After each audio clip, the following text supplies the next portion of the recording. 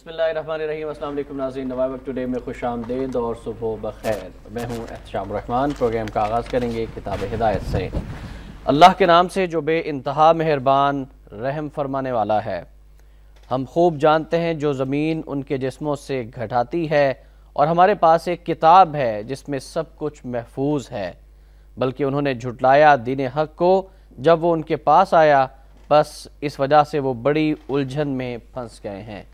سورہ قاف کی آیت نمبر 4 اور 5 کا ترجمہ آپ کے سامنے پیش کیا گیا۔ ناظرین، آج منگل ہے، 21 شوال المکرم 1432 ہجری، 20 ستمبر سن 2011 ہے، اور آج کے معزز مہمان کا آپ سے تعارف کرائے دیتے ہیں۔ ڈاکٹر محمد اجمل نیازی صاحب آج ہمارے ساتھ اسٹوڈیوز میں ہیں۔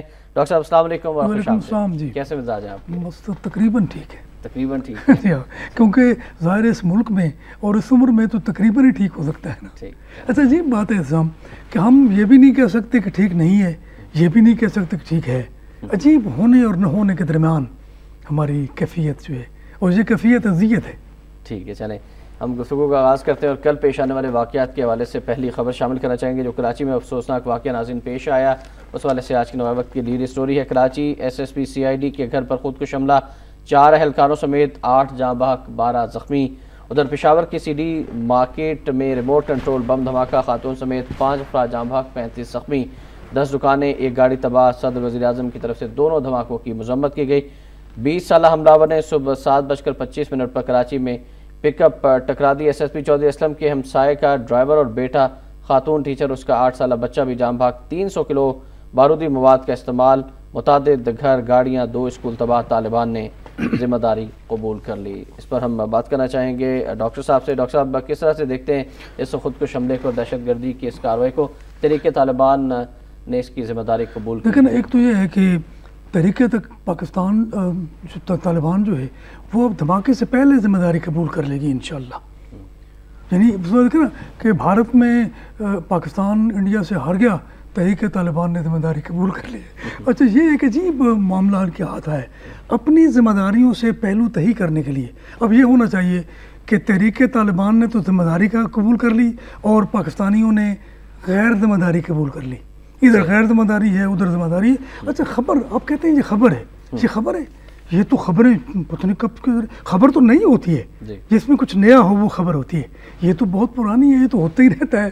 اچھا، جو ہوتا رہتا ہے وہ خبر کیسے ہو سکتی ہے؟ یہ تو میں سمجھتا ہوں کہ ایک اذیت ہے اور ایک وارننگ ہے جو ہمیں دی جا رہی ہے۔ ڈاکٹر صاحب، یہ وارننگ کی آپ نے بات کیا، ایس آئی کے پاس آئی ایس نے پہلے رپورٹ دے دی تھی کہ اس طرح کے واقعات تو پیش آ سکتے ہیں اور اس طرح سے اٹیک ہو سکتا ہے، لیکن اس کے باوجود بھی اس کو روکا نہیں جا سکتا۔ لیکن اب یہ کہتے ہیں جی کہ خودکش حملے کو روکا نہیں جا سکتا۔ بس ٹھیک ہے، جو آدمی جان دینے کے لیے تیار ہو جاتا ہے اسے مارا نہیں جا سکتا، نہ اسے روکا جا سکتا ہے۔ اس سے بڑھ کر تو کوئی بات نہیں ہو سکتی۔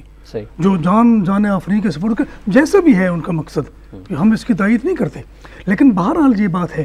لیکن میں یہ پوچھتا ہوں کہ اس خودکش حملے کو ناکے توڑ کر، سیکورٹی کے معاملات خراب کر کے وہ کس نے آنے دیا ایس پی کے گھر تک؟ یعنی دیکھیں نا، ناکے ڈاکے، جہاں ناکہ ہوتا ہے وہاں ڈاکہ ضرور ہوتا ہے۔ ان لوگوں نے عوام کا جینا دوبر کر دیا ہے، خدا کی قسم۔ آپ دیکھیں کہ ناکوں پر عورتیں جو ہیں برقعوں والی بیچاری، وہ موٹر سائیکل سے اتر کر کھڑی ہوتی ہیں اور تفتیش ہو رہی ہے۔ یہ کس کی تفتیش کرتے ہیں؟ یہ خودکش حملہ آور کو نہیں روکتے۔ یہ جس طرح امریکنز کو بھی بغیر تلاشی کے جانے دیتے تھے۔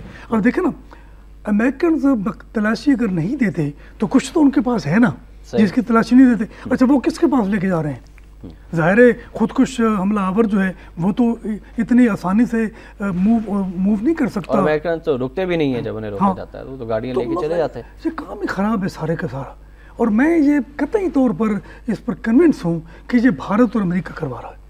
اچھا، میں عجیب و غریب بات ہے، میں یہ اعلانیہ کہتا ہوں، یہ چیلنج کرتا ہوں کہ امریکہ اور بھارت کو کنٹرول کر لیا جائے، دھماکے ختم ہو جائیں۔ کیسے کنٹرول کیا جائے گا امریکہ اور بھارت کو؟ وہ تو پاکستان پر اور زیادہ دباؤ ڈال رہے ہیں، اور پھر پاکستان کی گورنمنٹ مسلسل یہ کہتی ہے کہ یہ جنگ تو ہماری اپنی جنگ ہے۔ نہیں، دیکھیں ہماری جنگ کیسے ہے؟ یہ جنگ تو 9/11 کے ساتھ شروع ہوئی تھی، تو 9/11 کیا لاہور میں ہوا تھا؟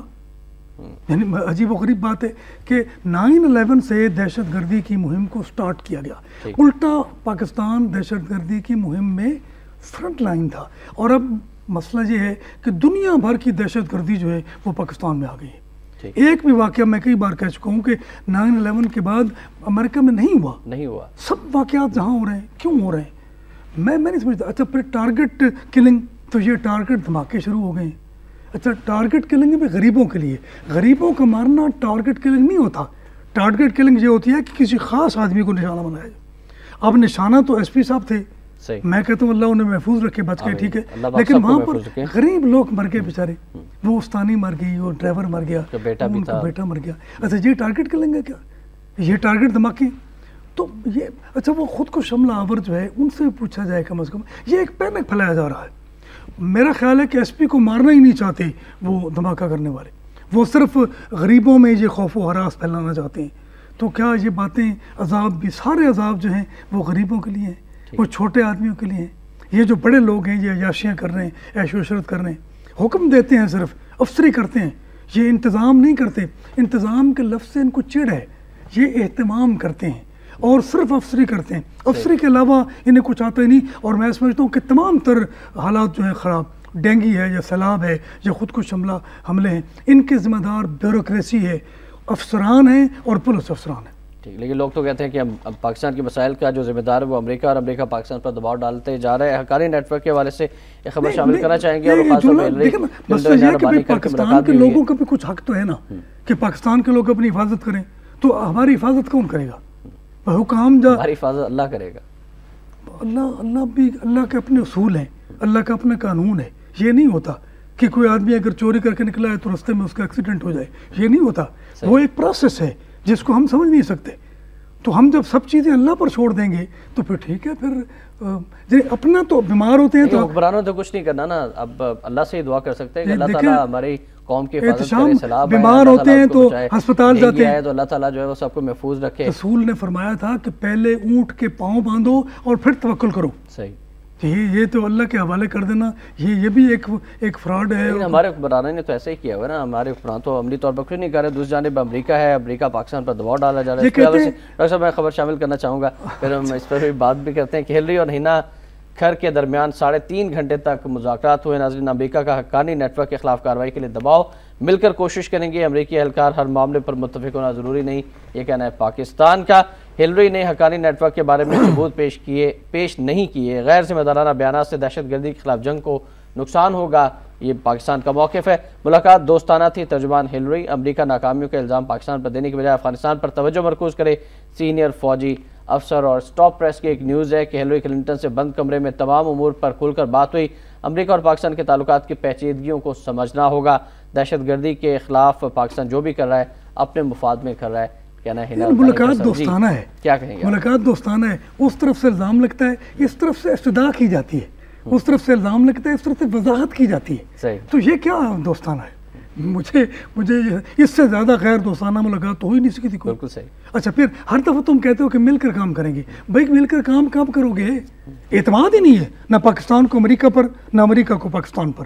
اور جب اعتماد نہیں ہوتا تو کوئی بنیاد جو ہے نہیں بنتی کسی بہتری کی, کسی معاملے کی. اچھا اس میں صرف فوجی افسر جو ہے اس نے یہ بات کہی ہے یہ کہ یہ الزامات ہیں اور یہ غلط ہے. سیاسی قیادت کی جانب سے, سیاسی قیادت کی جانب سے سیکرٹری خارجہ کی جانب سے اس طرح کا بیان. اور ہینا رحمانی کھر ہماری وزیر خارجہ ہے. میں عورت کی بہت عزت کرتا ہوں, ہماری ریت روایت میں عورت. تو میں سمجھتا ہوں کہ یہ کیا صورتحال ہے کہ ایسے آدمی کو ہمارے ملک میں ایک جگہ لگا دیا جاتا ہے جو اس کے لیے نااہل ہے, مس فٹ ہے. وہ ایک تو ہم مس فٹ ہیں اس معاشرے میں. ہماری گھر بھی مس انفٹ ہے. دیکھیں نا مس بھی آ گیا اس کے ساتھ. اچھا ہینا رحمانی کھر, یہ ایک لطیفہ بھی چلا ہوا تھا کہ ہلری بڑی خوش ہوئی ہے ہینا رحمانی کے وزیر خارجہ بننے پر کہ اسے اتنا ہی امور خارجہ آتا ہے ہینا رحمانی کھر کو جتنی مجھے اردو آتی ہے. یہ ہلری نے کہا تھا. تو اس طرح اچھا دیکھیں نا, جہاں پر سردار ایسف احمد علی بھی موجود ہے قومی اسمبلی میں, جس کو تب بینظیر بھٹو نے وزیر خارجہ بنایا تھا جب وہ پیپلز پارٹی میں نہیں تھا, وہ مسلم لیگ جنیدو میں تھا. اچھا اس کی بجائے انہوں نے شاہ محمود قریشی کو بنا دیا, اور شاہ محمود قریشی نے جو کچھ کیا اب وہ دیکھ رہے ہیں آپ. اور یہ بھی مجھے کوئی اچھا، اقوام متحدہ کا اجلاس بھی ہونے والا ہے، انتہائی اہمیت کا حامل اجلاس ہے. آپ پاکستان کی خارجہ پالیسیوں کو کس طرح سے دیکھتے ہیں کہ جو مسئلہ کشمیر ہے یہ کہا جاتا ہے کہ اس کو بہت پس پشت ڈال دیا گیا ہے اور عالمی فورم سے اٹھایا نہیں جاتا؟ کیا آپ سمجھتے ہیں کہ توقع کی جا سکتی ہے موجودہ اجلاس کے اندر اس مسئلے کو دوبارہ اٹھانے کی کوشش کی جائے گی؟ کوشش کرنی چاہیے، لیکن میں سمجھتا ہوں کہ امریکہ جو ہے یا عالمی جو صورتحال ہمارے ہاں وہ کشمیر کو مسئلہ ہی نہیں سمجھتے. اچھا، فلسطین کو بھی مسئلہ نہیں سمجھتے، حالانکہ یہ دو ناسور ہیں عالم اسلام کے لیے. فلسطین کے حوالے سے بھی قرارداد جب پیش کرنے کی بات کی جاتی ہے تو امریکہ کہتا ہے کہ ہم اس کو ویٹو کر دیں گے، اور اسرائیلی لابی کے زیر اثر وہ انہی کی بات یہ جمہوریت کے چیمپئن ہیں اور وہاں ویٹو رکھا ہوا ہے. کیا وہ 5 ملک جو ہیں وہ بہت برتر ہیں؟ جو دوسرے ملک یعنی طاقت ہو سکتی ہے، اسلحہ ہو سکتا ہے، لیکن برابری تو ہے نا. یہ کہاں کی جمہوریت ہے کہ ویٹو تم نے رکھا ہوا ہے کہ اگر تمام جو لوگ ہیں وہ اس کے حق میں ہیں، تمام لوگ اس کے حق میں ہیں، لیکن ایک امریکہ یا ایک روس جو ہے وہ ویٹو کر دیتا ہے تو وہ ویٹو ہو جاتا ہے. تو یہ جمہوریت ہے. اس جمہوریت کے لیے امریکہ جمہوریت کو ظلم و ستم کرنے کے لیے، اپنی اغراض کے لیے، مقاصد کے لیے استعمال کرتا ہے. پاکستان میں دیکھ لیں، کبھی جمہوریت کبھی آمریت کو بھی وہ اسی طرح سپورٹ کرتا ہے. مشرف جو تھا وہ 9 سال رہا، جنرل ضیاء جو تھا وہ 11 سال رہا، ایوب جو تھا وہ 10 سال رہا. تو کہاں جمہوریت؟ الٹا جمہوریت کو انہوں نے، میں سمجھتا ہوں کہ یعنی جمہوریت کو ختم کیا. دیکھیں نا، بے نظیر بھٹو کو نقصان پہنچایا، 2 سال بھی نہیں کرنے دیے، ختم کیا. پھر نواز شریف کو لائے 2-3 سال، پھر بے نظیر کو لائے، پھر نواز. یہ کیا مذاق تھا؟ میں سمجھتا ہوں کہ اگر سیاستدان اس مذاق کو سمجھتے، اس توہین کو سمجھتے، تو میرا خیال ہے کہ جمہوریت کی کوئی بات ہو سکتی ہے. اب ڈینگی کی بات کریں گے. جی بالکل. جو کشمیر تو نہیں، کشمیر کو شہر کہا تھا قائد اعظم نے، اور کشمیر کے لیے مجید عامی صاحب نے وقت اور نظریہ پاکستان جو کچھ کر رہے ہیں وہی. میں سمجھتا ہوں کہ آواز ہی اب یہاں سے اٹھتی ہے، کوئی آواز پاکستان سے کشمیر کے لیے نہیں اٹھتی ہے. یہ امتیاز عالم، سیفما، یہ کون ہے؟ کشمیر کی بات نہیں کرتے، کہتے ہیں بھارت کے ساتھ تجارت کرو. بھئی بھارت کے ساتھ تجارت تو کریں، مگر جو معاملات ہیں وہ تو ختم ہونے چاہیے نا. جو مسائل ہیں درمیان میں، اب جو پانی کشمیر کے حل کے بغیر جو ہے وہ تجارت بھی بالکل بے فائدہ ہے، اسے کوئی فائدہ حاصل نہیں ہو سکتا پاکستان کو. بلکہ اعداد و شمار بتا دیں کہ پاکستان کو بھارت کے ساتھ تجارت میں نقصان ہی ہوا ہے. اسلام غور کرے اس بات پر کہ جو پانی کا مسئلہ ہے، جو کشمیر سے بھی زیادہ سنگین ہونے والا ہے پاکستان کے لیے، وہ بھی کشمیر میں ہے. ظاہر ہے کشمیر سے سارے دریا نکلتے ہیں. اسی رمز کی بیس پر قائد اعظم نے کہا تھا کہ یہ ہماری شاہراہ ہے. تو اگر کشمیر ابھی دہشت گردی بھی کی ہے، ایک تو پاکستان پہلے سیلاب میں ڈوبا تھا، پھر بھارت نے بھی پانی چھوڑنا شروع کر دیا، جس سے معاملہ جو ہے وہ مزید سنگین ہو گیا. جب وہ چاہتا ہے پانی بند کر دیتا ہے، جب وہ چاہتا ہے پانی کھول دیتا ہے، چھوڑ دیتا ہے. تو یہ ایک مذاق ہے جو پاکستان کے ساتھ کیا جا رہا ہے. میں سمجھتا ہوں کہ ایک دھمکی اگر بھارت کو دی جائے سیریسلی کہ اگر اب ایسا کیا گیا تو اس کا جواب جو ہے وہ بڑا سنگین ہوگا، تو کبھی نہیں ہوگا. امریکہ کے سامنے یہ اپنے قدموں پہ کھڑے ہو جائیں، میں دیکھ لوں گا. ڈاکٹر صاحب کون دے گا؟ مسئلہ تو یہ ہے کہ ہماری سیاسی قیادت کو دینی چاہیے اور ہماری فوجی قیادت کو بھی دینی چاہیے. مائک مولن سے ملنے کے لیے گئے ہوئے ہیں جنرل کیانی صاحب، اور وہاں دوستانہ باتیں ہو رہی ہیں. عجیب و غریب ہے کہ وہ جتنی دشمنی یہ کر رہے ہیں کوئی نہیں کر رہا، اور یہ دوستانہ ملاقاتیں کر رہے ہیں. یہ عجیب صورتحال ہے اور عجیب مذاق ہے کہ جو پاکستان کے لوگوں کے ساتھ کیا جا رہا ہے. ڈاکٹر صاحب کچھ عالمی حالات سے اب ہم لاہور واپس آتے ہیں، ڈینگی کی بات کرتے ہیں. لاہور میں ناظرین ڈینگی سے مزید 2 افراد جاں بحق ہو گئے. 5 لاکھ حفاظتی کٹس مفت دینے کا فیصلہ کیا گیا ہے. میڈیا عوام میں خوف دور کرنے کے لیے اپنا کردار ادا کرے، یہ کہنا ہے شہباز شریف صاحب کا. مزید 17 لیبارٹریاں سیل کر دی گئیں. 8 پر مقدمات. اسپرے نہ کرانے پر 500 نجی اسکولوں کو نوٹس. سرائے مغل، برے والا، کراچی میں 1 ہلاک. اینٹی ڈینگی پروگرام پورے صوبے تک پڑھائیں گے وزیر اعلیٰ کے نواز شریف. ایڈیٹرز کو بریفنگ. کوٹ خواجہ سعید، پاتھی گراؤنڈ ہسپتالوں کا دورہ کیا شہباز شریف صاحب نے. ڈینگی کے حوالے سے بتائیے گا کیا صورتحال ہے؟ جو کٹس دینے کا فیصلہ کیا گیا، کل قومی صحت کانفرنس بھی ہوئی. پرائم منسٹر صاحب کا یہ کہنا تھا کہ 50 ملین لوگ پوری دنیا میں افیکٹڈ ہیں ڈینگی سے، اور یہ صرف صوبہ پنجاب کا یا پاکستان کا مسئلہ نہیں، پوری دنیا کا مسئلہ. لیکن یہ بہانہ ہے. دہشت گردی کے بارے میں کہتے ہیں کہ یہ ایک عالمی مسئلہ ہے. لیکن مسئلہ یہ ہے کہ بھئی عالمی مسئلہ ہے، ٹھیک ہے، لیکن تمہارے ملک میں جو مسئلہ ہے اس کے حل کے لیے تم نے کیا کیا ہے؟ کچھ نہیں کیا. اور یہ ڈینگی کا معاملہ بیوروکریسی کا تھا، جس کو میں بیوروکریسی کہتا ہوں. یہ افسران بھالا، افسران تہو بالا. یعنی میں سمجھتا ہوں کہ ایک بندہ ہے شہباز شریف، جس کے وجود میں بےقراریاں جو ہیں وہ کسی اور بےقراری میں ڈھلتی ہے. یہ عجیب و غریب بات بھی ہے. میں نے اسے دیکھا بھاگتے ہوئے، اور یہ اسے نیند تو آتی نہیں ہے.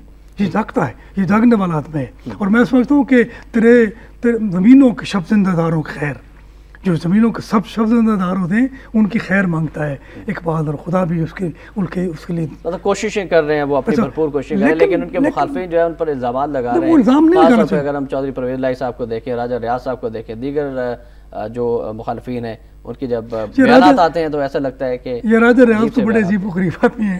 میں سمجھتا ہوں کہ ان کو، میں معافی چاہتا ہوں، وہ ہمارے لیڈر ہیں، یہ ان کو بات کرنا نہیں آتی ہے، عجیب و غریب باتیں کرتے ہیں. تو اقبال کا ایک شعر ہے، تو وہ ایک بندہ کہنے لگا کہ اس کو کسی اور طریقے سے پیش کرنا چاہیے. کیسے کہ اٹھا ساکیا پردہ اسراف سے، لڑا دے ممولے کو شہباز سے. تو راجہ ریاض کو لڑا، اچھا کوئی اور آدمی نہیں ملتا، کوئی مہذب آدمی، کوئی بہتر آدمی جو ہے وہ شہباز شریف کے مقابلے میں ہے. اچھا شہباز شریف صاحب نے جو اقدامات کیے، دفعہ 144 نافذ کیے گئے، پھر مزید 17 لیبارٹریاں سیل کر دیں اور اسکولوں کو بھی نوٹس جاری کیے جا رہے ہیں، جو اقدامات ہیں ان سے آپ مطمئن ہیں؟ دیکھیں نا، میں سمجھتا ہوں کہ یہ اقدامات سے میں مطمئن نہیں ہوں، کہ یہ اقدامات بھی افسران کے ہاتھ ہیں، افسران اس کے پیچھے پیچھے ہوتے ہیں. اچھا ان افسرانوں نے اپریل میں اور مارچ میں کیوں سپرے نہیں کیا؟ انہوں نے اس وقت سے سٹارٹ کیوں نہیں کی مہم؟ اب جب ان کے اوپر پڑتی ہے بلا تو پھر ان کو ہوش آتا ہے. اب وہ شہباز شریف کے پیچھے پیچھے ہیں. بھائی کبھی تو شہباز شریف کے آگے آگے ہو. یعنی یہ بیوروکریسی جو ہے. شہباز صاحب سری لنکن ٹیم بھی آئی ہوئی ہے، اس نے جو ابھی تک اپنی سفارشات پیش کی ہیں، کچھ اس حوالے سے بھی بتائیے گا. جی میں عرض کرتا ہوں صرف ایک جملہ سپرے کا جو آپ نے فرمایا یہ اسکولوں میں، سپرے انہوں نے کرنا ہے، سپرے تو گورنمنٹ نے کرنا ہے. اگر سارے کام لوگوں نے خود کرنے ہیں تو پھر انہوں نے کیا کرنا ہے؟ انہوں نے صرف عیاشی کرنی ہے، افسری کرنی ہے. انہوں نے دیکھیں، میں نے اپنے گھر میں اسپرے کرانے کے لیے شعیب نذیر سے کہا، میں نے وانی صاحب سیکرٹری انہوں نے میرے سامنے فون کیا، اور آج دوسرا تیسرا چوتھا دن ہے سپرے نہیں ہوا. تو پھر دیکھیں نا ان لوگوں کو، اب مجھے پکڑ لیا جائے کہ تم نے سپرے نہیں کرایا اپنے گھر میں، تو بھائی سپرے جا ٹھیک ہے، پھر میں بازار سے لے آتا ہوں اور سپرے کرتا ہوں. تو اگر یہ کام ہم نے خود کرنے ہیں تو اکثر شہریوں کی شکایات ہیں کہ اسپرے نہیں ہو رہا، اور حکومت نے میسج بھی دیا کہ زیادہ سے زیادہ لوگ کوشش کریں کہ خود اسپرے کرائیں اپنے گھر میں، اور حکومت کے ساتھ ہاتھ بٹھائیں، حکومت کے ساتھ تعاون کریں. یہ اسپرے ناقص ہے. یہ اسپرے تو اصل میں ڈینگیوں کی خوراک ہے. ڈینگی زیادہ طاقتور ہو گیا اسے، اس کے ڈنگ میں زیادہ زہر پیدا ہو گیا. یہ تو اسپرے ایک جوس ہے جو ہم ڈینگی مچھروں کو پلاتے ہیں. یہ افسران جو ہیں یہ ڈینگی مچھروں کے رشتہ دار لگتے ہیں میرا خیال ہے. یہ ایک میٹنگ ہوئی سری لنکن کے ساتھ، تو ایک ہمارے دوست ہیں حسن شاہ، انہوں نے کہا جی یہ بڑا ایرسٹوکریٹ مچھر ہے. تو میں نے کہا نہیں، یہ ایرسٹوکریٹ نہیں ہے، یہ بیوروکریٹ مچھر ہے. اور جو کچھ بیوروکریٹوں نے اس ملک کے ساتھ پچھلے 50 برس میں کیا ہے، یہ مچھر بھی وہی کچھ کر رہا ہے. اچھا سری لنکن کو بلایا گیا، یہ ٹھیک ہے، میں سمجھ سارے جو یعنی معاملے ہیں ان کو ایکسرسائز کر رہا ہے شہباز شریف. لیکن انتہائی معذرت سے میں آپ کو یہاں پر روکنا چاہوں گا، اسی نقطے سے گفتگو کا آغاز کریں گے، لیکن پہلے وقت ایک بریک ہے. بریک کے بعد آپ کی کال بھی شامل کی جائیں گی. آپ ہمارے ساتھ رہیے گا.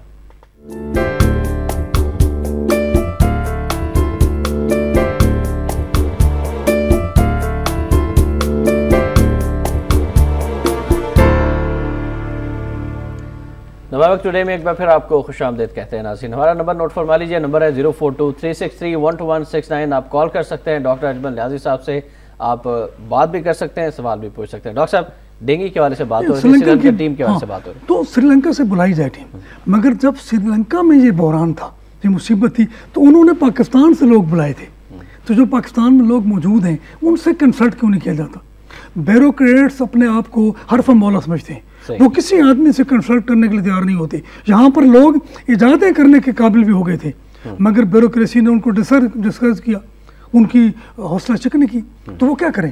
اب میں سمجھتا ہوں کہ یہ آپ نے بھی اس کا ذکر کیا، ایک ڈاکٹر افتخار وارث ہیں، شیلڈ پلس. اچھا شیلڈ پلس جو ہے وہ بھارت والے منگوا رہے ہیں، اور سری لنکا میں بھی افتخار وارث گئے تھے اور وہاں گورنر کے مہمان رہے، اور انہوں نے وہاں پر یہ سارا معاملہ کیا. اب ان کو پوچھے نہیں جا رہا، بلکہ ان کو بیوروکریسی جو ہے وہ یعنی پرسانا نان گریٹا سمجھتی ہے، ان سے بات کرنے کے لیے تیار نہیں ہے. تو شیلڈ پلس ان کی ایک دوائی ہے، شیلڈ پلس، وہ بہت اچھی. رائٹ. ڈاکٹر صاحب آپ کی وجہ سے ہم کالرز شامل کرنا چاہیں گے. پہلے کالرز ہیں مصطفیٰ صاحب ہیں لاہور سے. السلام علیکم. وعلیکم السلام. بات یہ ہے جی کہ جو بھی مصیبت یا آفت غریبوں پہ گزرتی ہے، وہ جو لٹیرے اور پلنڈرز ہیں ان کے لیے ایک کاروباری اپرچونٹی ہے منافع خوری کی. اگر ٹارگٹ کلنگ ہو تو وہ بھی خربوں روپے کا بزنس ہے. تو میں تو یہ کہتا ہوں کہ یہاں پر علماء اکرام نے یہ کہا یوم توبہ منایا جائے یہاں پر یوم نجات منائی جو ہے اس کی آبزرویشن ہونی چاہیے، تاکہ جو غریب لوگ ہیں وہ اسلام دشمن، ملک دشمن، اور جو آپ کی صاحب یوم نجات کس سے؟ یہ جو کرپٹ آپ کے سیاستدان ہیں، حکمران کرپٹ، ان سے نجات کا جو ہے یوم نجات منائی جائے، تاکہ اللہ تعالیٰ ہم پر رحم کرے اور ہم بھی اپنی توبہ کریں کہ ہم کرپٹ لوگوں کو، کرپٹ ٹیلی ویژن چینلز، کرپٹ اینکرز جو غریب دشمن، ملک دشمن اور اسلام دشمن ہیں، ان سے ہمیں نجات ملے. جی آمین، تھینک یو ویری مچ مصطفیٰ صاحب، بہت شکریہ. یہ وہی بات ہے جو میں کر رہا تھا کہ یہ بیوروکریسی افسان سے نجات حاصل کی جائے. یہ تو جونک کی طرح چمٹے ہوئے ہیں اس قوم کے ساتھ، اس کو کھا رہے ہیں. خدا کی قسم اتنا نقصان جرنیلوں، سیاستدانوں نے مل کر اس ملک کو نہیں پہنچایا جتنا کہ بیوروکریٹ نے پہنچایا. اور جتنا پیسہ ان کے پاس ہے وہ نہ سیاستدانوں کے پاس ہے نہ جرنیلوں کے پاس ہے.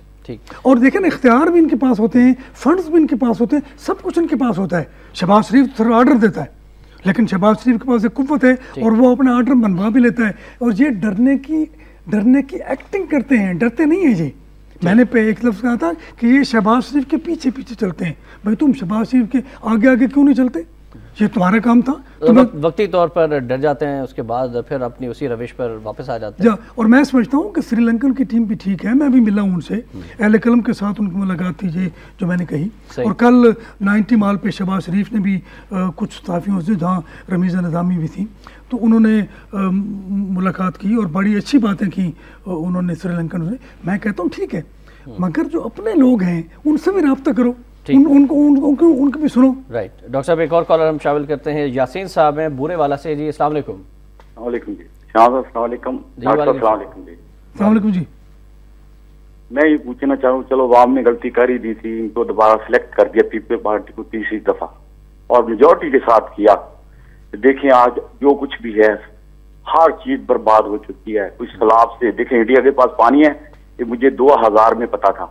مجھے لاہور میں ایک آدمی نے بات کی تھی، جب چاہے انڈیا پانی چھوڑ دے آج ہم لوگ مر جائیں گے. اگر پانی بند بھی ہے ہم بنجر زمینیں ہو کے مر جائیں گے. انہیں کالا باغ کے ہر چیز میں انہوں نے کیا، لیکن کالا باغ کے بارے میں کوئی نہیں سوچتا. دوسری بات یہ ہے کہ قومی اسمبلی کا ایک اجلاس بلایا جائے اور بند نہ کیا جائے، ہر چیز کا بیٹھ کے حل نکالا جائے. یہ گول میز کانفرنس کیوں نہیں بلاتے؟ اور صوبائی حکومتوں کو ہر سطح کے اوپر جو لوگوں کو بھیج کے کام ڈیوٹی لگائی جائے، اور افسروں کا ٹائم ٹیبل جتنے بھی ہے عدالتیں ہیں ان کا 3 دن 10 دن جو کام ہے وہ میرا خیال ہے رشوت ختم ہو سکتا ہے. ایک ٹائم ٹیبل ہو، اس کے بعد اگلے افسر کے پاس چلیے اور وہ کام مکمل طور پہ ہوگا. ٹھیک ہے جی، thank you very much Yasin صاحب. آپ نے کال کی. ایک اور کالر شامل کرنا چاہیں گے راول پنڈی سے. السلام علیکم. السلام علیکم جی فرمائیے گا. میں یہ کہنا چاہوں گی کہ یہ ڈینگی کر کے نا یہ کراچی کا قتل عام چھپایا جا رہا ہے، یہ میں پکا یقین. Thank you. ٹھیک ہے جی، تھینک یو ویری مچ جی. ڈینگی کر کے کراچی کا قتل عام ڈینگی عجیب ہے کہ ڈینگی کو روسی زبان میں دولت کہتے ہیں، اور جس کے پاس دولت ہوتی ہے اس کے پاس دل کی دولت اور درد کی دولت نہیں ہوتی ہے. اور میں دل کی دولت اور درد کی دولت جو ہے وہ دولت سے کہیں بڑی ہے، کہیں بہتر ہے، کہیں قیمتی ہے، بیش بہا ہے. میں سمجھتا ہوں کہ دولت خوف پیدا کرتی ہے آدمی کے اندر. جس آدمی کی جیب میں کچھ نہیں ہے وہ بے خوف ہوگا، اور لالچ بھی نہیں ہوگی. دولت لالچ بھی پیدا کرتی ہے اور خوف بھی پیدا کرتی ہے. اور یہ ڈینگی جو ہے اس نے خوف بھی پیدا کیا ہے اور لالچ بھی پیدا کی ہے. لالچ یہ کہ میرا علاج ہو جائے، خوف یہ کہ ڈینگی کہیں مجھے نہ ڈنگ مار دیں. تو میرا خیال ہے کہ ہمیں یہ بھی دیکھنا چاہیے کہ اس معاشرے میں دولت جو ہے وہ ڈینگی مچھر سے بھی زیادہ خطرناک ہو چکی ہے. ڈاکٹر صاحب آپ نے لالچ کی بات کی، تو لالچ مختلف کمپنیز میں بھی لالچ آ گیا. اسپرے بنانے والی کمپنیز قیمتیں کہاں سے کہاں پہنچا دی ہیں اور لوگوں کی عام پہنچ سے دور ہو گئے. 300 روپے تک کا اسپرے جو ہے وہ مارکیٹ میں مل رہا ہے، جو کبھی 150 کا یا 100 روپے کا ہوا کرتا تھا، اور یہ ناجائز منافع خوری کا سلسلہ شروع کر دیا گیا. دیکھیں نا اسلام کہ یہ عجیب قوم ہے کہ جو ماہ رمضان میں قیمتیں بڑھا دیتی ہے. اب اندازہ کریں، اور جب کوئی مشکل پڑتی ہے، جب کوئی مصیبت پڑتی ہے تو یہ اسے مہنگا کر دیتے ہیں. اب سپرے جس نے مہنگا کیا ہے اس کو کیوں نہیں سولی پہ لٹکاتے، اس کو کیوں نہیں کوڑے سرے عام مارے جاتے کہ تم قوم کے ساتھ یہ کر رہے ہو. اچھا اس وقت نکل آتی ہے NGOs. مچھر مار کوائل مہنگے ہو گئے ہیں. اس کے علاوہ ہر وہ چیز جو مچھروں کے خاتمے کے لیے استعمال کی جا سکتی ہے، ہر چیز کر سکتے ہیں، اس کو مہنگا کر دیا گیا. کچھ کالر شامل کرتے ہیں. بشیر صاحب ہمارے ساتھ. السلام علیکم جی. السلام علیکم جی. جی وعلیکم السلام. فرمائیے گا بشیر صاحب. ہلو. جی جی فرمائیے گا، کیا کہنا چاہیں گے آپ؟ ہاں جی، آپ کی آواز کم آ رہی تھی. میں یہ کہہ رہا تھا، ابھی ڈاکٹر صاحب نے بات کی کہ یہ بیوروکریسی کا، یہ نوکرشاہی کا جو حال بتایا انہوں نے، اصل میں انہیں تو یہ عادت پڑی ہوئی ہے جی کہ کچھ لے دے کے ہی کام کرتے ہیں. کچھ انہیں ملنا چاہیے تو یہ پھر یہ کام کریں گے. ابھی سپرے والوں کی بات ہو رہی تھی، دوائیوں والوں کی بات ہو رہی تھی. تو یہ سب مہنگی چیزیں جو بیچ رہے ہیں، یہ پہلے کچھ دے کے آتے ہیں، اس کے بعد انہیں منظوری ملتی ہے جعلی چیزیں بیچنے کی اور مہنگی چیزیں بیچنے کی. تو اپنی جانوں بچانے کے لیے کوئی ایسا کوئی سسٹم ہو قوم کے پاس کہ پہلے ان کو کچھ عطیات دیے جائیں، کہ تحفے تحائف دیے جائیں، کوئی رشوت دی جائے، کوئی مکمکا کیا جائے، کوئی کمیشن دی جائے. اس کے بعد یہ ہمارے نوکرشاہی جو ہے، ہمارے جو افسران ہیں، جو ملازمین ہیں سرکاری نوعیت کے، یہ ہمارے لیے سوچیں گے، ہماری جانوں کے تحفظ کے لیے سوچیں گے، ورنہ ہم تو مرتے رہیں گے. تو یہ اسی طرح. بہت شکریہ آپ نے کال کی. فیاض صاحب کی کال شامل کرنا چاہیں گے. السلام علیکم. مائنڈ نہ کریں، میری بات ذرا تھوڑی طویل ہے لیکن یہ قوم کے درد کے ساتھ بات کر رہا ہوں. جی فرمائیے گا. مری روڈ کے اوپر 67 روڈ کا منصوبہ انہوں نے فلائی اوور کا کیا. میں نے اخباروں میں لکھا کہ یہ غلط ہے. پھر ابھی اس کو 1 مہینے کے اندر انہوں نے بڑھا کے 82 کروڑ کر دیا. میں نے دوبارہ اخباروں میں لکھا کہ دیکھو، میں تفصیل آپ کو چھوٹی سی دے دیتا ہوں کہ انڈر پاس سے لے کر RGH تک جو ہے وہ 3 رویا روڈ ہے. آپ آگے فلائی اوور بنا رہے ہیں جہاں آلریڈی 4 رویا روڈ ہے اور دونوں سائڈوں کے اوپر سروس روڈ بھی موجود ہے. لہذا جو مین باٹل نیک ہے وہ تو ادھر کا ادھر ہی رہے گا. خدا کے لیے ان کو سمجھائیں. یہ جو شکیل اوان صاحب ہیں یا عباسی صاحب ہیں، عباسی صاحب ہر ٹی وی پہ بہت بڑا بڑا بولتے ہیں. میں تو اتنا سیاستدان نہیں ہوں لیکن میرے پاس انجینئرنگ کا علم ہے. میں چیلنج کرتا ہوں اپنے RDA کے سب انجینئر لے آئیں، میں ثابت کروں گا کہ یہ اس منصوبے کا ہے. دوسرا، نیازی صاحب سے بھی گزارش ہے کہ اپنے دل پہ ہاتھ رکھ کے کہیں کہ جب پاکستان کو ضرورت ہو تو کیا یہ اپنے بچے کو آگے کہیں بھیجیں گے جہاں کہیں کہ پاکستان کو ضرورت ہوگی. ان کے بیٹے کا جس عہدے پہ یا جس شعبے یہ موجود ہے. رائٹ، تھینک یو جی فیاض صاحب، بہت شکریہ. ہر کسیرا بہرے کار ساختن، ہر کسی کو کسی نہ کسی کام کے لیے پیدا کیا ہے. اچھا، میرا کام لکھنا پڑھنا اور بولنا ہے. اب میں اس کے علاوہ کوئی کام نہیں کر سکتا. میں سمجھتا ہوں کہ جن کے سپرد یہ جو فرما رہے ہیں، جن کے سپرد یہ کام ہے وہ کیوں نہیں کرتے. میں سمجھتا ہوں کہ اگر اس ملک میں ہر آدمی جو کام اس کے ذمے ہے وہ کرنا شروع کر دے تو سب ٹھیک ہو جائے گا. مری روڈ منصوبے کے حوالے سے ان کا یہ کہنا تھا کہ میں نے کافی مرتبہ نشاندہی کی لیکن شکیل اوان صاحب، حنیف عباسی صاحب کوئی توجہ نہیں دے رہے. اس پر بھی کچھ فرمائیے گا. وہ توجہ کیوں دیں گے؟ اس ملک میں سب سے زیادہ کرپشن جو ہے وہ سڑکیں بنانے پر ہوئی ہے.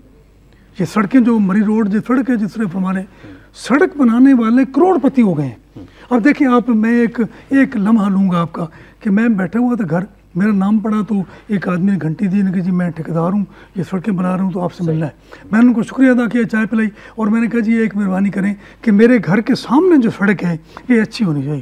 آپ اندازہ کریں کہ 10 سال سے وہ سڑک بالکل ٹھیک ہے اور پانی بھی نہیں رکتا ہے، جبکہ اس سے 100 گز کے فاصلے پر جو سڑک ہے وہاں گڑھے بنے ہوئے ہیں اور پانی بھی رکتا ہے، سب کچھ ہوتا ہے. یعنی ٹھیکیدار اگر سڑک ٹھیک بنانا چاہیں تو بنا سکتے ہیں. میں سمجھتا ہوں کہ اگر ٹھیکیداروں کو اس میں پابند کیا جائے کہ اگر یہ سڑک ٹھیک نہیں ہوگی تو تمہیں پھانسی دے دی جائے. سیاستدان بھی کڑا احتساب کریں ان ٹھیکیداروں کا اور ایسے ٹھیکیداروں کو ٹھیکے ہی نہ دیے جائیں جو کہ کرپشن. کڑا احتساب کون کرے گا؟ پہلے تو ان کا احتساب کریں جو سیاستدان ہے. دیکھیں نا، ہر بندہ جو ہے وہ اس پر کوئی نہ کوئی بات جو ہے آتی ہے، وہ کرپشن میں ملوث ہے، تو وہ دوسرے پر کس طرح کوئی فیصلہ کرے جا پابندی لگائے گا.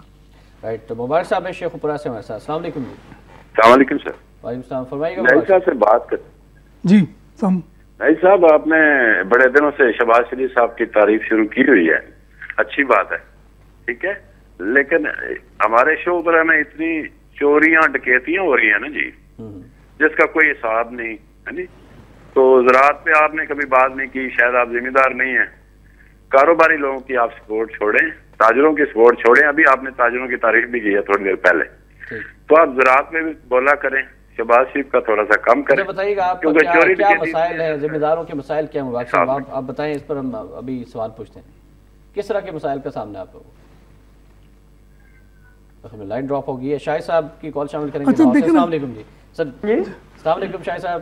جی گزارش میں یہ کروں گا جی کہ یہ لیبارٹریوں کو جو اوور چارجنگ پر جو سیل کرنے کا ہے نا جی کام، یہ اگر نہ کریں تو بہتر ہوگا. ان کو سیل کرنے کی بجائے ان کو بھاری جرمانے عائد کیے جائیں تاکہ اوور چارجنگ جو لالچ میں یہ کرتے ہیں اس کا ریورس اسی طرح آنا چاہیے کہ ان کو فائن کیے جائیں. ٹھیک، تھینک یو ویری مچ جی، thank you very much. Mubarak صاحب نے جو بات کی، یہ کہتے ہیں کہ شہباز شریف کی میں تعریف کروں. میں تو کوئی آپ اس بات کے گواہ ہیں کہ میں سمجھتا ہوں کہ ہم نہ تعریف کر سکتے ہیں اور نہ تنقید کر سکتے ہیں. میں جہاں تنقید کرتا ہوں تو یہ کالر آتے ہیں کہتے ہیں جی شہباز شریف کے پیچھے لگے ہوئے ہیں آپ. میں سمجھتا ہوں کہ وہ کچھ نہ کچھ کام کرتا ہے، اس کی تعریف وہ کچھ نہ کچھ تو کر رہا ہے، کام کرتا ہے، اس پہ تنقید ضرور. دیکھیں نا قائم علی شاہ جو ہے سندھ میں، اس نے صلاح افزد خان کے لیے کیا ہے. وہ 1-2 مرتبہ کے علاوہ گیا ہی نہیں ہے. یہ ہر جگہ پر پہنچا ہوا ہے بیچارہ، جو کچھ کر رہا ہے. میں نے اس بات کے لیے کہا ہے کہ وہ جو قتل غارت کی اور ڈاکہ زنی کی بات کر رہے ہیں، میں ان سے اتفاق کرتا ہوں کہ اچھا وہ بھی پھر انتظامیہ ہے، وہ بھی پولیس ہے. تو ایک بندہ جو ہے وہ کہاں جائے گا.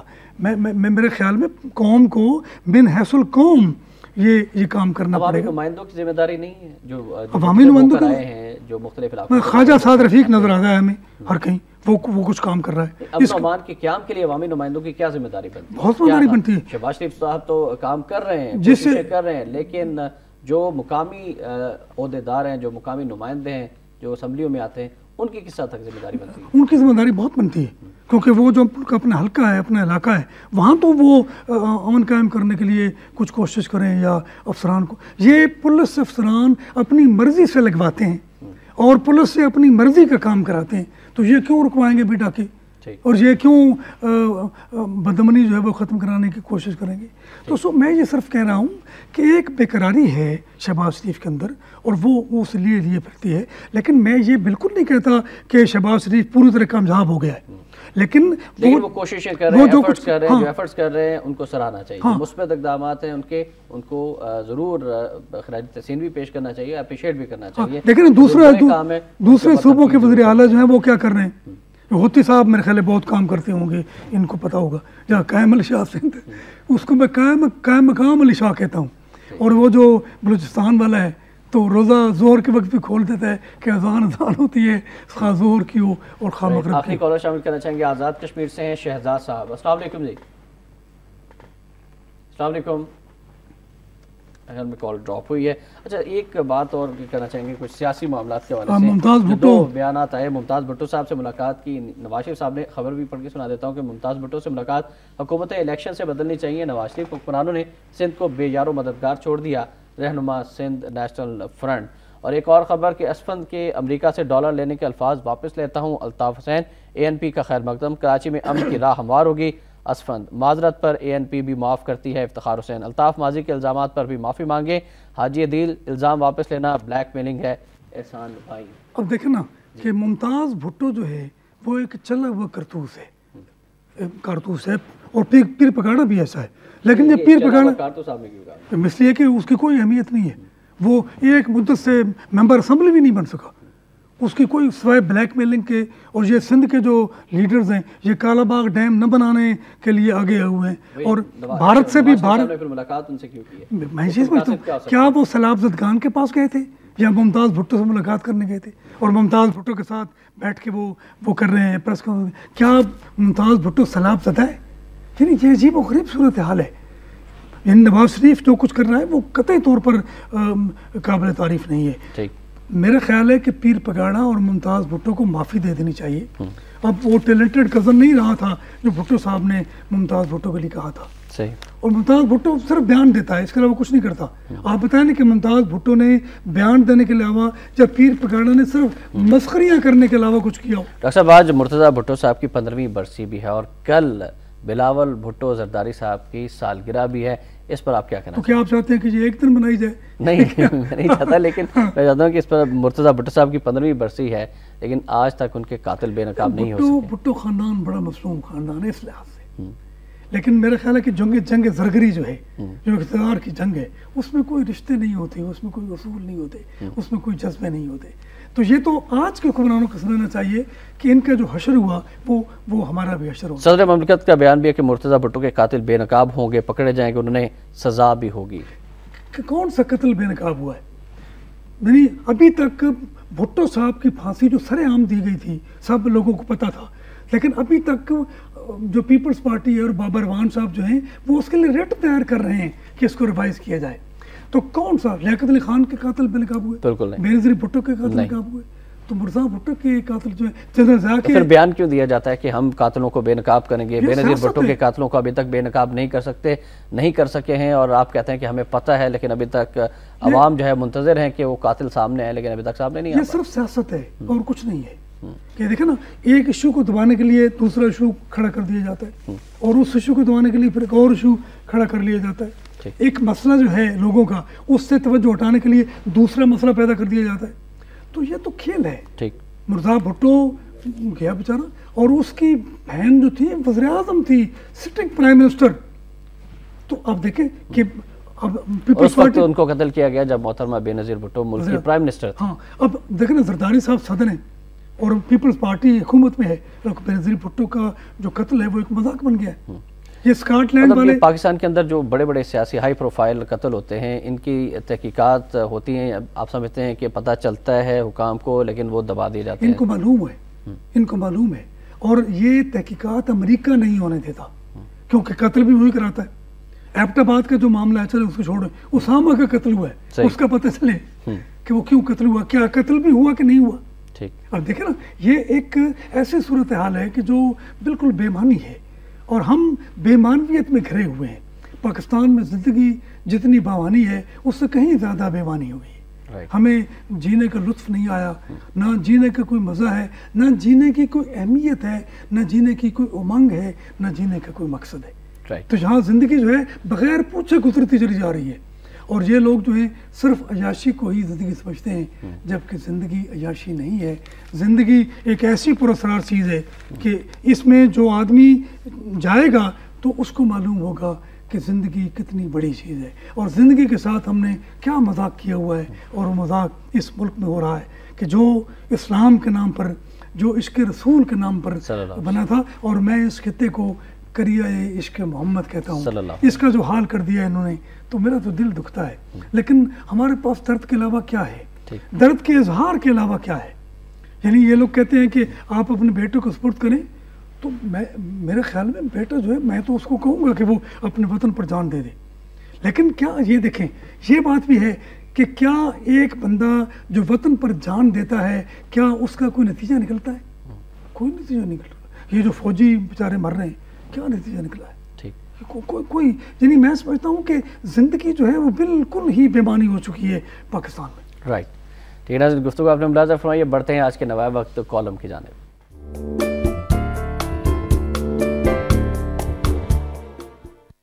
ناظرین، آج کا کالم بھی ڈاکٹر محمد اجمل نیازی صاحب کا ہی کالم ہم نے منتخب کیا ہے۔ بے نیازیاں کے عنوان سے لکھتے ہیں، اور ڈینگی کے حوالے سے انہوں نے لکھا ہے کہ ڈینگی کا ڈنگ، انتظامیہ کے رنگ ڈھنگ۔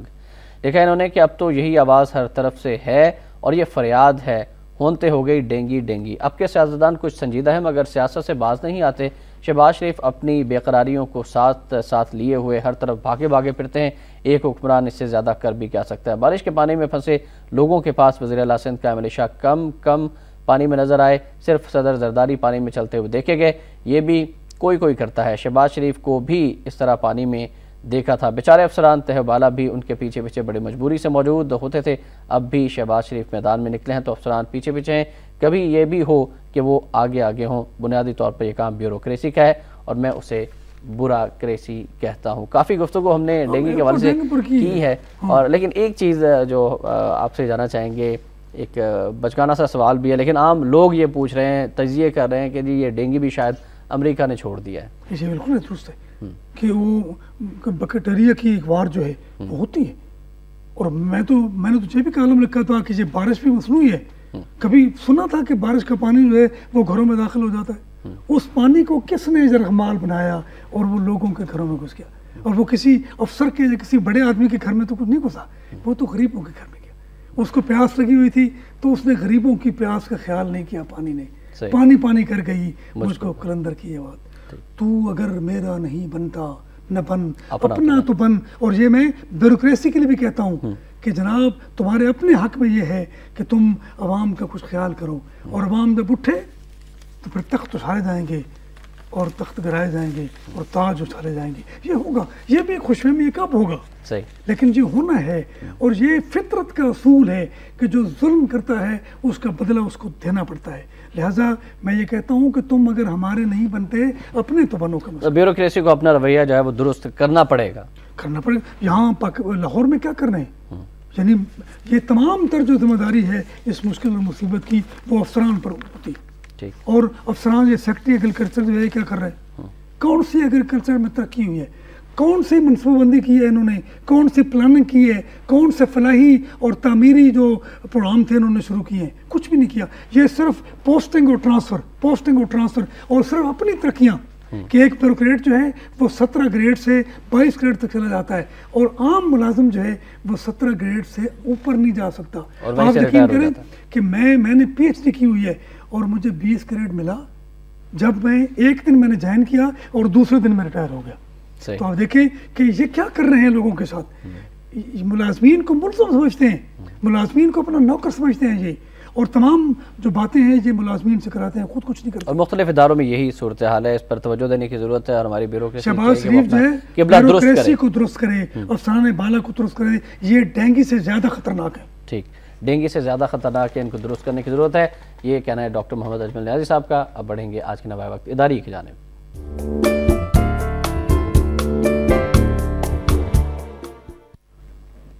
ناظرین، آج کا نوائے وقت اداری ہے کہ اقوام متحدہ میں مسئلہ کشمیر اور فلسطین بھرپور طریقے سے اٹھایا جائے۔ اسلام آباد کے سفارتی حلقوں میں یہ سوال گردش کر رہا ہے کہ 23 دسمبر کو شروع ہونے والے جنرل اسمبلی کے اجلاس میں کیا وزیر خارجہ ہنا ربانی کھر اقوام متحدہ کی جنرل اسمبلی سے خطاب کے دوران مسئلہ کشمیر اٹھائیں گی؟ مسئلہ کشمیر ابھی اقوام متحدہ کے ایجنڈے پر ہے، لیکن کئی پاکستانی حکومتیں اس مسئلے کو اقوام متحدہ میں اٹھانے سے گریز کرتی ہیں۔ بتایا گیا ہے کہ OIC کا رابطہ گروپ اجلاس جنرل اسمبلی کے اجلاس سے قبل ہوگا۔ OIC کی اس میٹنگ میں مسئلہ کشمیر کو اقوام متحدہ میں اٹھانے کے سلسلے میں صلاح مشورہ کیا جائے گا۔ 23 ستمبر کو جنرل اسمبلی کے اجلاس میں آزاد فلسطینی ریاست کا مطالبہ کریں گے۔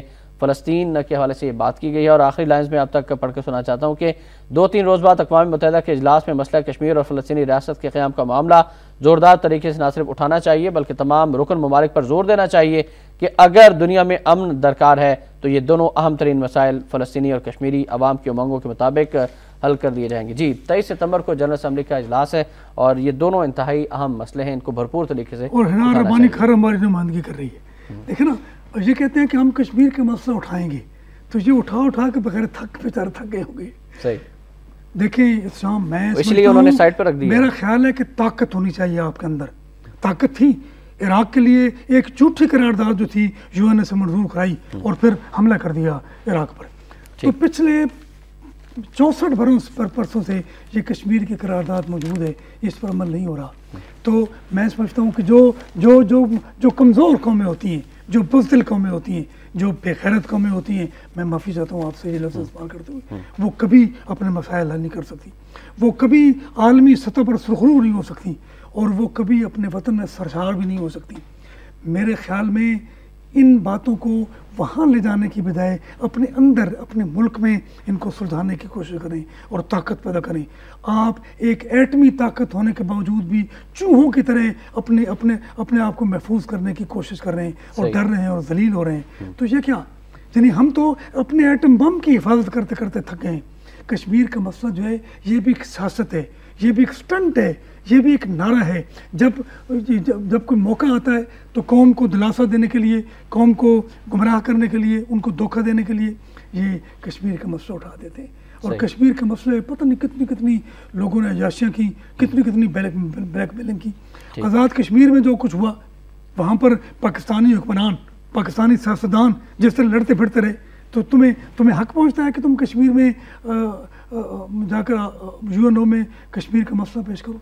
بڑی زیادتی کی بات ہے۔ طاقت ہے جرم ضعیفی کی سزا مر کے مفاجات۔ تو جرم ضعیفی جو ہے یہ بہت بڑی لعنت ہے جو ہمارے حکمران جو ہیں وہ اختیار کیے ہوئے ہیں اور نہیں سمجھتے کہ یہ بات ان کے لیے ایک تانا ہے، ایک الزام ہے، اور وہ خیال کرتے ہیں کہ ہم نے حق ادا کر دیا۔ کشمیر کے مسئلے کو اٹھا کے ہم نے بڑا کوئی بھرپور کام کر دیا ہے اور کشمیر میں جھنڈے گاڑ دیے، جس طرح خود کش حملے کی مذمت کر کے یہ سمجھتے ہیں کہ ہم نے اپنا کام کر دیا ہے۔ دیکھیں یہ بار بار کہتے ہیں احتشام، جو ایک جملہ مجھے یاد آ رہا تھا کہ یہ بڑا بزدلانہ فعل ہے خود کش حملہ، تو بھائی وہ اگر بزدلانہ فعل ہے تو تم کوئی دلیرانہ فعل کرو، تم کوئی دلیری دکھاؤ، تم تو کچھ کرو۔ رائٹ ڈاکٹر صاحب بہت شکریہ، آپ تشریف لائے، بہت اہم موضوعات پر کھل کر بات ہوئی، تھینک یو ویری مچ۔ انشاءاللہ اگلی نشست میں بات ہوگی ناظرین 23 ستمبر کو جنرل اسمبلی کے اجلاس میں ہماری حکومت کو چاہیے کہ وہ مسئلہ کشمیر اور مسئلہ فلسطین کو بھی بھرپور انداز میں اٹھائے اور اس حوالے سے بھرپور لابنگ کی بھی ضرورت ہے۔ آخر میں فرمانے قائد اعظم رحمۃ اللہ علیہ کہ پاکستان اسی دن وجود میں آ گیا تھا جب ہندوستان میں پہلا ہندو مسلمان ہوا تھا، یہ اس زمانے کی بات ہے جب یہاں مسلمانوں کی حکومت بھی قائم نہیں ہوئی تھی۔ مسلم یونیورسٹی علی گڑھ سن 1944 کو قائد کا یہ فرمان ہے، اس پر ضرور غور کیجیے گا۔ احتشام الرحمان کو نوائے وقت ٹوڈے سے اجازت دیجیے، اللہ حافظ۔